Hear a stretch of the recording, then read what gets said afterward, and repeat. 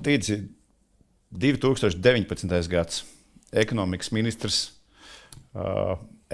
ministra amats. Oika. Taču var sasiet kopā šīs lietas un izstāstīt, kas bija un kāpēc bija un kā. Tur bija viss gaužām vienkārši. Es biju nominēts no KPV par ekonomikas ministru. Jau tika saukts uz intervijām kā tāds bez mazvai. Bet tad man bija saruna ar premjeru kandidātu vēl tajā brīdī, Krišjānu Kariņu. Saruna bija 1-1, es to esmu stāstījis iepriekš.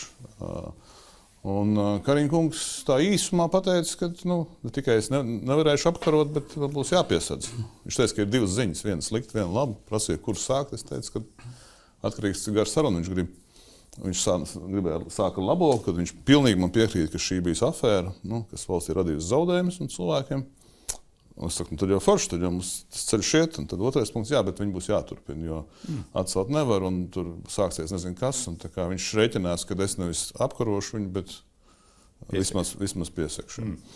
Es tajā laikā ar savu tādu, kā saka, pārliecību biju, kad kurš nāca uz vēlēšanām, sakot, ka šis ir pirmais, kas ir jāizdara, jāatceļ, tā kā nevarētu piekrist iet valdībā ar šādu priekšnoteikumiem.